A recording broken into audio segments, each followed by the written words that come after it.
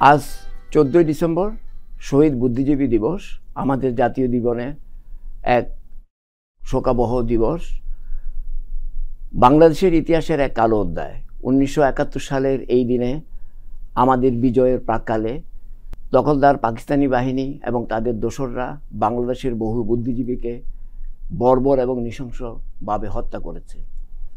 যদিও 25 মার্চ থেকে এই হত্যাকাণ্ড শুরু হয়েছে, পাকিস্তানি বাহিনী তখন নিরস্ত্র বাংলাদেশিদের উপরে তাদের অস্ত্র নিয়ে ঝাঁপিয়ে পড়েছিল। আজ অবধি বাংলাদেশের কত বুদ্ধিজীবী শহীদ হয়েছেন সেই পরিসংখ্যান আমাদের কাছে নেই।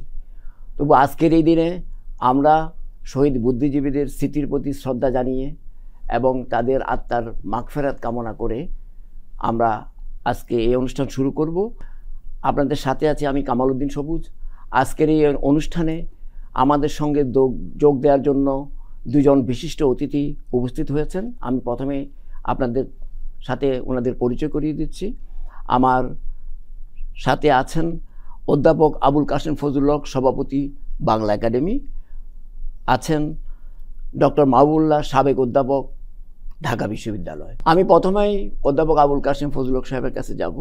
আমি ওনার কাছ থেকে জানতে চাইব, বাংলাদেশে যে সকল বুদ্ধিজীবী যারা তাদের আত্মত্যাগ করেছেন এবং যে সকল শহীদ বাংলাদেশের মুক্তিযুদ্ধে তাদের প্রাণ উৎসর্গ করেছেন, আমরা তাদের ঋণ কখনোই পরিশোধ করতে পারবো না। কিন্তু গত 53 বছরের বাংলাদেশের যেমন অনেক অগ্রগতি আছে, তেমন অনেক ব্যর্থতাও আছে।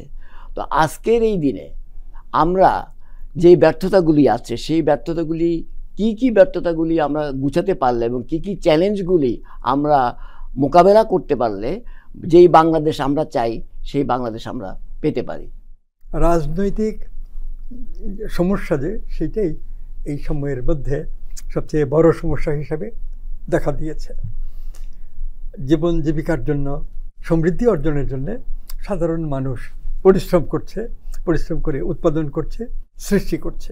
এখন সামাজিক ন্যায় বাড়িয়ে এবং অন্যায় কিছু কমিয়ে সব মানুষের জন্য একটা ভালো ব্যবস্থা করা যায় এবং রাজনৈতিক নেতৃত্ব, সরকার সেই জায়গায় এই ভালোর দিকে নেওয়ার দায়িত্ব। কিন্তু আমাদের দেশে তো আমরা কোনো সরকারই পাইনি যে সরকার এইভাবে চিন্তা করেন এবং সব যতটা সম্ভব মানুষের অর্থনৈতিক, সামাজিক, সাংস্কৃতিক অবস্থা উন্নত করবেন। এটার ঘাটতি। আমরা ছাত্র নেতাদের দেখতাম একসময় সবাই সম্মান করত, যে রাজনীতিবিদেরা ভুল ত্রুটি করলেও ছাত্ররা সাধারণত জেনে শুনে কোনো অন্যায় কাজ বা ভুল কাজ করে না। কিন্তু এখন তো ছাত্র নেতাদের প্রতিও জনসাধারণের আস্থা দেখা যায়। আমাদের যে ব্যর্থতাগুলি আছে, সেই ব্যর্থতাগুলির কোন জায়গায় আমরা এই ব্যর্থতাগুলোকে গুছাতে পারলে আমরা আমাদের যেই বুদ্ধিজীবীদের যে আত্মত্যাগ, আমাদের মুক্তিযুদ্ধের শহীদদের যে আত্মত্যাগ, সেটার কিছুটা ঋণ হলেও আমরা পরিশোধ করতে পারবো।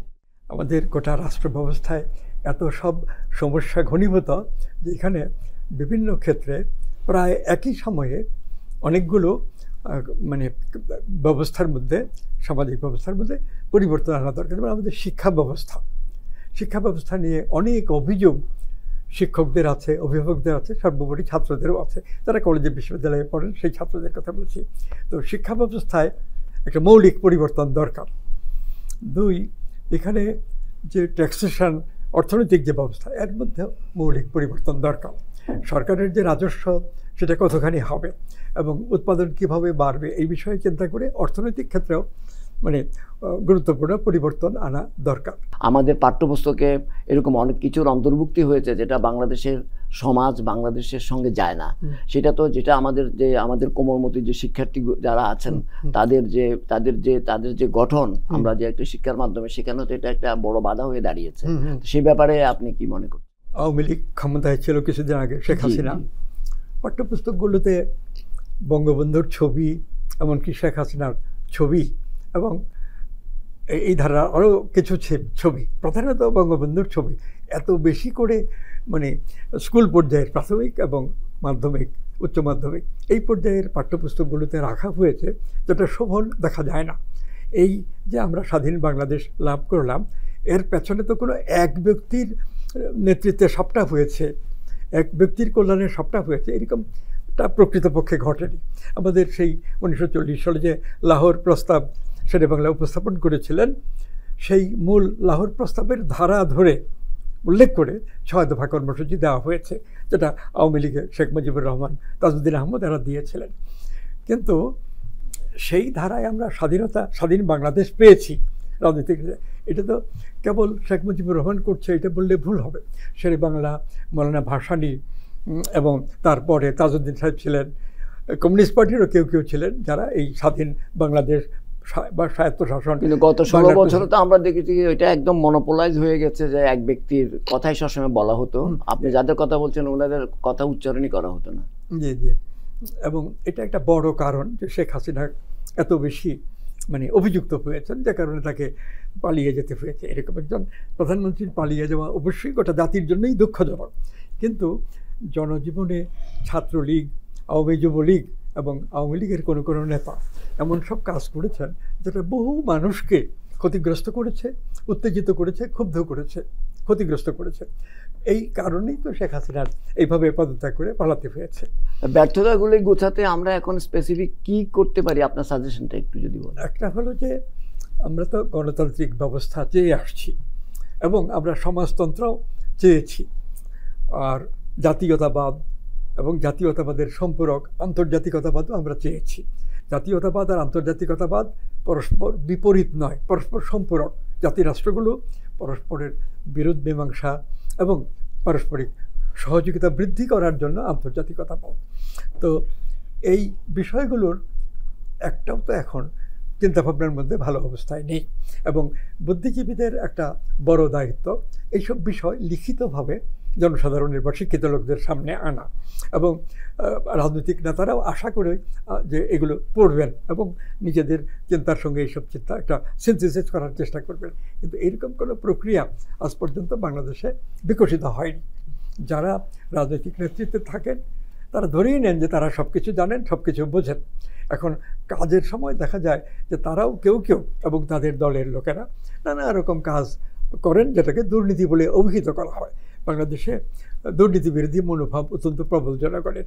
তো এই দুর্নীতি কিভাবে কমানো যায় এবং গুরুত্বপূর্ণ রাজনৈতিক ধারণাগুলো লিখিতভাবে প্রকাশ করে জনসাধারণকেও উদ্বুদ্ধ করা, রাজনৈতিক কর্মী এবং নেতা তারাও সেই ধারায় কথা বলবে। এরকম একটা আপনার কাছে স্যার আমি আবার আসবো, আমি এই পর্যায়ে ডক্টর মাহবুবুল্লাহ সাহেবের কাছে যাব, যিনি একজন অর্থনীতিবিদ এবং রাজনৈতিক বিশ্লেষকও।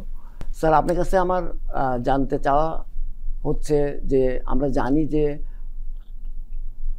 বিখ্যাত চলচ্চিত্রকার এবং সাহিত্যিক জহির রায়হান, যিনি জানুয়ারি মাসের সম্ভবত 30 তারিখে নিখোঁজ হয়েছে, যেটা বাংলাদেশের স্বাধীনতার 16 তারিখে হয়েছে, এর 1 মাসেরও বেশি সময় পরে। তো তখন তো পাকিস্তানি বাহিনী বা তাদের দোসররা তখন তো আর মাঠে ছিলেন না। এই যে নিখোঁজ হয়ে যাওয়া, আজ অবধি বাংলাদেশের 53 বছরে তো আমরা এই সম্পর্কে তেমন কিছুই পূর্ণাঙ্গ কিছুই জানি না। এই যে নিখোঁজ হয়ে যাওয়ার বিষয়টা আপনি কিভাবে দেখেন, যেহেতু আজকে আমরা শহীদ বুদ্ধিজীবী দিবস নিয়ে আলোচনা করছি, একটা পার্ট। সেকেন্ডলি হচ্ছে এই যে নিখোঁজ হয়ে যাওয়া যে বিষয়টা, যেটা আমরা গত 16-17 বছরে একই কতগুলি জিনিস দেখেছি, যেটা খুবই একটা মারাত্মক। যেমন মানুষ গুম হয়ে যেত, মানুষ এক্সট্রা জুডিশিয়াল কিলিংয়ের মধ্যে পড়েছে, এবং একটা গুম কমিশনও এই বর্তমান সরকার করেছে। এই যে বিষয়গুলি বাংলাদেশের এই এত বছর পরেও আমরা দেখলাম গত 16 বছরে, তাহলে যে শহীদ বুদ্ধিজীবীদের প্রতি আমাদের যে দায়, মুক্তিযোদ্ধা যারা শহীদ হয়েছেন তাদের প্রতি আমাদের যে দায়, সেই দায় আমরা কিভাবে পরিশোধ করব, একটা জিনিস। দ্বিতীয় কথা হচ্ছে যে আমরা যেই সাম্য এবং মানবিক মর্যাদার যে বাংলাদেশ এদেশের মানুষ দেখতে চায়, সেটা কিভাবে সম্ভব? প্রথমেই আমি শ্রদ্ধা জানাবো 1971 সনে মুক্তিযুদ্ধের সময় একেবারে 25শে মার্চের কালো রাত থেকে শুরু করে 16ই ডিসেম্বর পর্যন্ত আমাদের যেসব শ্রেষ্ঠ সন্তানেরা, বুদ্ধিজীবীরা ঘাতকের হাতে জীবন দিয়েছেন, তাদেরকে হত্যা করা হয়েছে, তাদেরকে গুম করা হয়েছে, বধ্যভূমিতে তাদের লাশ রাখা হয়েছে, তাদের প্রতি আমাদের একটা ধারণা আছে যে ডিসেম্বরের 14 তারিখেই বোধহয় বুদ্ধিজীবীদের হত্যাকাণ্ড ঘটেছে। শুরু তো 25 তারিখের পর থেকে, হ্যাঁ, সেটাই মার্চের। ইতিহাসটাকে সঠিক করতে গেলে যেটা বলতে হয় যে বুদ্ধিজীবীদের উপর আক্রমণ একেবারে খুন করার মতো আক্রমণ, সেটা শুরু হয়েছে 25শে মার্চের রাত থেকে, এবং পাক বাহিনী যে ক্র্যাকডাউন করেছিল, যেটাকে আমরা কালো রাত্রি বলি। হ্যাঁ, এখন সে রাতে আমরা কাদেরকে হারিয়েছি? প্রফেসর গোবিন্দচন্দ্র দেব, জ্যোতির্ময় গুহ ঠাকুরতা, উনি অবশ্য 2-3 দিন পরে তার মৃত্যু হয়েছে। তারপরে আপনার প্রফেসর মনিরুজ্জামান, এবং এই মনিরুজ্জামান ছিলেন পরিসংখ্যান বিভাগের অধ্যাপক, আমার শিক্ষক। কিন্তু পাক বাহিনী হত্যা করতে এসেছিল বাংলা বিভাগের মনিরুজ্জামান, কিন্তু নামের বিভ্রাটের জন্য শেষ পর্যন্ত পরিসংখ্যান বিভাগের এই শিক্ষকটি, এবং তিনি অত্যন্ত নীতিবান নিষ্ঠাবান শিক্ষক ছিলেন, তাকে হত্যা করা হয়। আরও কয়েকজনকে হত্যা করা হয়েছে। তো এইখানে যেটা বুঝতে হবে যেই জিনিসটা, সেটা হচ্ছে বুদ্ধিজীবীরা কেন আক্রমণের শিকার হলেন।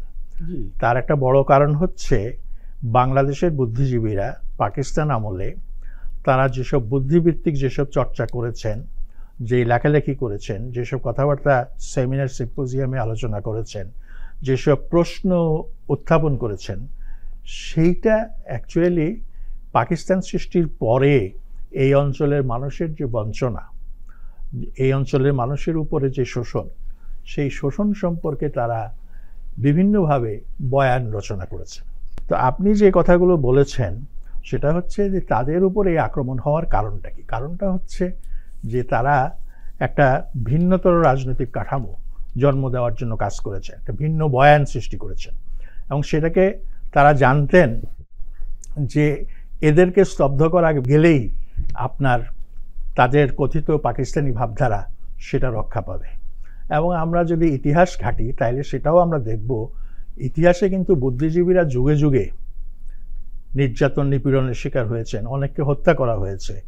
যে কারণে জন স্টুয়ার্ট মিল একটা কথা বলেছিলেন, genius has a tendency to break the existing customs of the society. তো কথা হচ্ছে সমাজের প্রচলিত প্রথাকে, নিয়ম কানুনকে যারা চ্যালেঞ্জ করে, বুদ্ধিজীবীরাই কিন্তু সেই কাজটা করে। এবং আমাদের বাংলাদেশের ইতিহাসে, মানে সেই পাকিস্তান আমলে যারা পাকিস্তানের গণতন্ত্রহীনতা এবং পাকিস্তানের বিভিন্ন প্রদেশগুলো, জাতিসত্তাগুলোকে স্বায়ত্তশাসন না দেওয়া, অর্থনৈতিক বৈষম্য সৃষ্টি করা, শ্রেণী বৈষম্য সৃষ্টি করা, এইগুলোর বিরুদ্ধে আওয়াজ তুলেছিলেন, তাদেরকেই কিন্তু বিশেষভাবে টার্গেট করা হয়। এবং তারা বিভিন্ন সাবজেক্টের, বিভিন্ন বিষয়ের পণ্ডিত ছিলেন, কেউ সাহিত্যের, কেউ বিজ্ঞানের, কেউ চিকিৎসা ক্ষেত্রে। চিকিৎসা ক্ষেত্রে ডাক্তার রাব্বির মতো মানুষকে মেরে ফেলা হলো। তার কারণটা কি? কারণটা হচ্ছে উনি মুক্তিযোদ্ধাদের সহায়তা করতেন যারা মানে অসুস্থ এবং যারা আহত। তো এই ধরনের অনেক ধরনের ঘটনার ফলেই কিন্তু বুদ্ধিজীবীরা ভিকটিম হয়েছে। এখন আপনি যেটা প্রশ্ন তুলেছেন, আজকে বাংলাদেশের যেই সমাজ, এই সমাজে আমার কাছে মনে হয় বুদ্ধিজীবীরা তাদের উপর অর্পিত ঐতিহাসিক যে দায়িত্ব, সেই দায়িত্ব পালন করছেন না, এবং তারা অনেকেই আত্মসমর্পণ করেছেন। They have surrender to the ruling class, ruling elites. হ্যাঁ, এই যে তাদের আত্মসমর্পণ, কিছু লোভের জন্য, কিছু মোহের জন্য, কিছু পাওয়ার জন্য, পদ পদবীর জন্য, এটাই আজকে আমাদের সমাজের উপর একটা বড় ধরনের সমস্যা, বড় ধরনের প্রশ্ন সৃষ্টি করেছে। ফলে যারা পদ দেখাবেন, বুদ্ধিজীবীরাই তো আমাদেরকে পদ দেখাবেন, দার্শনিকরাই তো আমাদেরকে পদ দেখাবেন, বৈজ্ঞানিকরাই তো আমাদেরকে পদ দেখাবেন, শিল্পী সাহিত্যিকরাই তো আমাদেরকে পদ দেখাবেন, কিন্তু সেই পদ দেখানোর মানুষ কিন্তু খুবই মুষ্টিমেয়, খুবই অল্প সংখ্যক হয়ে গেছে। এবং শুধু অল্প সংখ্যক নন, তাদেরকে একেবারে কোণঠাসা করার জন্য সমাজে একটা পরিস্থিতি তৈরি করা হয়েছে। এই পরিস্থিতির যদি অবসান না হয়, তাহলে কিন্তু আমরা ভবিষ্যতে ভালো কিছু আশা করতে পারবো না। এক। দ্বিতীয় কথা হচ্ছে যে এরা কী ধরনের ব্যবস্থার মধ্য দিয়ে আবার একটা, যেটা বলে স্বতঃস্ফূর্ত প্রাণবন্ত একটা বুদ্ধিজীবী সমাজ গড়ে উঠতে পারে, সেটা গড়ে ওঠার একমাত্র উপায় হচ্ছে গণতন্ত্র, এবং গণতন্ত্রকে শতভাগ প্রস্ফুটিত হওয়ার জন্য অবদান রাখা, এবং বিশেষ করে যারা রাষ্ট্রীয় দায়িত্বে আছেন তাদেরকে সেই দায়িত্বটা পালন করা। এবং আজকে বাংলাদেশে যত রকম অনাচার ঘটছে, অবিচার ঘটছে, অন্যায় ঘটছে, এর একটা বড় কারণ হচ্ছে সমাজে ক্ষমতার ভারসাম্য নষ্ট হয়ে গেছে। মুষ্টিমেয় লোক, বিত্তবান, অর্থবান, ধনী এবং তারা ক্ষমতাবানও, এবং রাষ্ট্রযন্ত্রের সঙ্গে, রাষ্ট্রের যারা শাসন ব্যবস্থার মধ্যে আছেন রাজনীতিবিদ, তাদের সঙ্গে তাদের একটা সংশ্লেষ, যেটাকে বলে একটা নেক্সাস তৈরি হয়ে গেছে। এই নেক্সাস তৈরি হওয়ার ফলে যেটা হয়েছে যে সাধারণ মানুষ এগোবার পথ পাচ্ছে না, বাধাগ্রস্ত হচ্ছে, মানে দৈনন্দিন জীবনে তারা বাধাগ্রস্ত হচ্ছে। এই কারণে যেটা করা দরকার, আমি যেটা বললাম যে একটা ক্ষমতার ভারসাম্য, সেটা কিন্তু একদিনে আসবে না। সমাজের মধ্যে একটা মাত্র কেন্দ্র যদি থাকে ক্ষমতার, যেটা শেখ হাসিনাকে কেন্দ্র করে তৈরি হয়েছিল গত 16 বছরে, হ্যাঁ, সেই রকম কেন্দ্র যদি থাকে তাহলে সেই সমাজে স্বৈরতন্ত্র, সেই সমাজে ফ্যাসিবাদ, সেই সমাজে নানা রকম অন্যায় অবিচার, এই ব্যাংক লুটতন্ত্র, এগুলো কিন্তু বারবার ফিরে আসবে। সেই জন্যই ক্ষমতার ভারসাম্যটা প্রতিষ্ঠা হওয়ার দরকার। অধ্যাপক আবুল কাশেম ফজলুল হক সাহেবের কাছে আবারও যাচ্ছি। যে রাজনৈতিক শক্তিটা এবং তাদের সমর্থক যেসব বুদ্ধিজীবী আছে, তাদেরকে আমরা সবসময় বলতে শুনেছি, লিখতে দেখেছি যে তারা সবসময় মুক্তিযুদ্ধের চেতনার কথা বলেন এবং একমাত্র মুক্তিযুদ্ধের ধারক এবং বাহক একটি দলই হিসাবে তারা দাবি করে। এবং এই যে দাবি এবং এতে করা যায় যে একটা এক্সক্লুশনের যে বিষয়টা আসলো, যে বাংলাদেশে এর বাইরেও যে আরো মানুষ আছে, আরো বুদ্ধিজীবী আছে, আরো সমাজের বিভিন্ন শ্রেণী পেশার লোক আছে, এর মধ্য দিয়ে কি বাংলাদেশ এগিয়ে যাওয়ার যে পথটা এবং আমাদের শহীদ বুদ্ধিজীবী এবং যারা এই দেশের স্বাধীনতার জন্য প্রাণ দিলেন, তাদের প্রতি কি এই ধরনের চিন্তাভাবনা কি মর্যাদাকর হয়েছে? না, সেটা হয়নি। বুদ্ধিজীবীদের প্রতি মৌখিকভাবে শ্রদ্ধা নিবেদন করলেই সবটা হয় না। কাজের, আমি ওনাদের কার্যক্রমের কথা বলেছি, কাজের মধ্য দিয়ে সবটা প্রমাণ করতে হবে। আমাদের এখানে তো কোনো গণতান্ত্রিক চিন্তা, তারা সক্রিয় রাজনীতিবিদ, মানে গত অন্তত 30-40 বছর ধরে তাদের মধ্যে নেই। আন্তর্জাতিক ক্ষেত্রেও, পাশ্চাত্য জগতেও এখন গণতন্ত্রের ধারণাকে সীমাবদ্ধ করে ফেলেছে কেবল ভোটের মাধ্যমে গঠিত নির্বাচিত সরকারের দ্বারা দেশ শাসন। কিন্তু গণতন্ত্রের ধারণা এই একটা মাত্র বিষয়ের মধ্যে সীমাবদ্ধ নয়। এর সঙ্গে এটা ঠিক, কিন্তু এর সঙ্গে আরও অনেক কিছু যুক্ত করা দরকার। যে মানুষের অর্থনৈতিক উন্নতি, এবং সেটা মানুষের পার্থক্যের কারণে ভিন্ন হবে, কিন্তু সকলেই সম্মানজনকভাবে জীবিকা সংস্থান করে বাঁচতে পারবে, এরকম একটা ব্যবস্থার দিকে অর্থনীতিটাকে নেওয়া দরকার। এটা তো সরকার করবে, এবং সরকার গঠিত হয় রাজনৈতিক দলের দ্বারা। এই রাজনীতি আমাদের এখানে একেবারে গড়ে ওঠেনি। এখন যে অবস্থা বিরাজ করছে, তাতে গণতন্ত্র কী এবং গণতন্ত্র কী নয়, এই বিষয়টা স্পষ্ট করে বুদ্ধিজীবীদের পক্ষ থেকে লেখা দরকার, রাজনীতিবিদদেরও লেখা। আমাদের ডক্টর মাহবুব সাহেব বললেন যে বুদ্ধিজীবীদের যেই মানে ভূমিকা রাখার কথা একটি বুদ্ধিভিত্তিক সমাজে, একটি গণতান্ত্রিক সমাজে, সেটা তো বুদ্ধিজীবীরা ভূমিকা রাখতে পারে নাই। একটা সিচুয়েশনই তৈরি করা হয়েছে যে যাতে এই ভূমিকা পালন করে। তাহলে এইটা থেকে উত্তরণের পথটা কি? ওনারা তো বুদ্ধিভিত্তিক একটা সমাজ, একটি দেশ যখন বিপদে চলে যায়, তখন আমরা জানি যে বুদ্ধিজীবীরাই বুদ্ধিভিত্তিক এই চর্চাটার মধ্য দিয়ে একটি দেশকে আবার ট্র্যাকে ফিরিয়ে আনে। কিন্তু আমাদের দেশে তো সেটা নেই, আমরা দেখেছি। কিন্তু এখন আমাদের উত্তরণের পথটা কি? এখানে একটা কথা হলো, বুদ্ধিজীবী বলে এখন যারা ইন্টেলেকচুয়াল মানে বৌদ্ধিক কর্মকাণ্ড করেন, তাদের ক্ষেত্রে বুদ্ধিজীবী শব্দটা ব্যবহার করা হয় না। লক্ষ্য করবেন, যে শব্দ এখন চালু করেছে সেটা হলো বিশিষ্ট নাগরিক। বিশিষ্ট নাগরিক, তো এই যে শব্দগত পরিবর্তন, এর মধ্যে অনেক কিছু আছে। এখানে সিভিল সোসাইটি অর্গানাইজেশনস আছে বেশ কয়েকটা। ইউরোপের দার্শনিক, বৈজ্ঞানিক এবং যারা শিল্পী সাহিত্যিক, তারা সক্রেটিসকে তাদের সামনে মানে ইন্টেলেকচুয়াল ক্যারেক্টারের একটা আইডিয়াল গণ্য করে কাজ করে। তারা সক্রেটিসের মতো এতটা স্যাক্রিফাইস করেন না, কিন্তু সক্রেটিসের প্রতি যে আন্তরিক শ্রদ্ধা বোধ নিয়ে সৃষ্টিশীল বিজ্ঞানীরা, দার্শনিকেরা, সাহিত্যিকেরা কাজ করেন, এটাতে তাদের অবস্থা যথেষ্ট উন্নতির দিকে যায়। ভারতেও যে মহাত্মা গান্ধীর কথা বলা হয়, তিনি যে নৈতিক চিন্তা চেতনার কথা বলছেন, এর একটা পরোক্ষ প্রভাব কংগ্রেসের উপরে আছে, অন্যান্য দলের উপরেও হয়তো কম বেশি আছে। কিন্তু আমাদের এখানে তো সেইরকম নেতা ওই ধরনের নৈতিক বিষয়ে কথা বলবেন এবং রাজনীতির সঙ্গে অর্থনীতির সঙ্গে নৈতিক প্রশ্ন যুক্ত রাখতে হবে।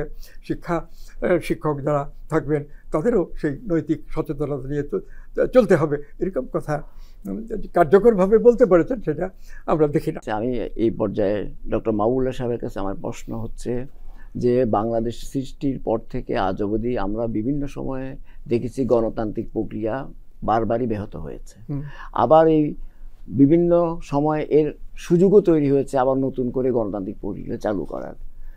তাহলে বাংলাদেশের 2024-এ এসে আমরা যে নতুন করে একটা সুযোগ পেলাম ছাত্র জনতার গণ অভ্যুত্থানের মধ্যে দিয়ে, এই সুযোগটা যাতে আমরা হাতছাড়া না করি, কারণ আগে অতীতে আমরা দেখেছি আমাদের সুযোগগুলি হাতছাড়া হয়ে গেছে, কিছুদিন চর্চিত হওয়ার পরে এটা আবার ডিসরাপ্টেড হয়ে গিয়েছিল। এই 24-এর এই যে আমরা এই সুযোগটা বাংলাদেশের মানুষ পেল, এইটাকে আমরা এতক্ষণ যে আলোচনা করছি আমাদের যে কাঙ্ক্ষিত বাংলাদেশ, সেই কাঙ্ক্ষিত বাংলাদেশটা পাওয়ার জন্য এই সুযোগ যাতে হাতছাড়া না হয়, আপনি যদি স্বল্প কথায় একটু বলেন যে কিভাবে আমরা এটাকে আমাদের এই স্বাধীনতা রক্ষা, আমাদের গণতন্ত্র, আমাদের অর্থনৈতিক বৈষম্য, আমাদের সম্প্রীতি যেটা বজায় রাখা, এগুলো আমরা কিভাবে রক্ষা করতে পারি?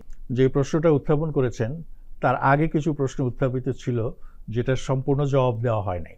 আপনি জহির রায়হানের প্রসঙ্গটা উত্থাপন করেছিলেন আমি, এবং জহির রায়হানের এই যে অন্তর্ধান হারিয়ে যাওয়া, এটা নিয়ে কিন্তু আজ পর্যন্ত মানুষের মনে সন্দেহ রয়েছে, প্রশ্ন রয়েছে।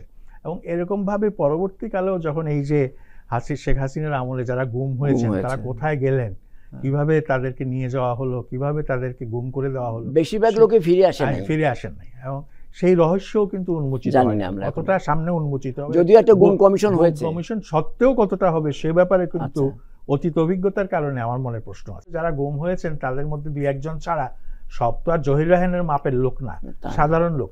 সেটা করা হয়েছে কিন্তু উদ্দেশ্য ভিন্ন। উদ্দেশ্যটা হচ্ছে সমাজের মধ্যে, দেশের মধ্যে একটা ভীতি সৃষ্টি করা, স্টেট অফ টেরার সৃষ্টি করা, রেইন অফ টেরার সৃষ্টি করা, এবং এই ভীতি সৃষ্টি করে আপনার মানুষকে প্রতিবাদ করার এবং গণতন্ত্র দাবি করার, সুশাসন দাবি করার থেকে মানুষকে দূরে সরিয়ে দেওয়ার জন্য এবং মানুষকে হতাশ করে দেওয়ার জন্য, নিরাশ করে দেওয়ার জন্য এগুলো করা হয়েছে। আর আপনি যেটা বললেন, যে প্রশ্নটা উত্থাপন করেছেন, গণতন্ত্র কিভাবে হবে, গণতন্ত্রটা কোন ধরনের সমাজের রাজনৈতিক ব্যবস্থা? গণতন্ত্র হলো পুঁজিবাদী সমাজ ব্যবস্থার রাজনৈতিক ব্যবস্থা, পুঁজিবাদী অর্থনৈতিক ব্যবস্থার রাজনৈতিক ব্যবস্থা।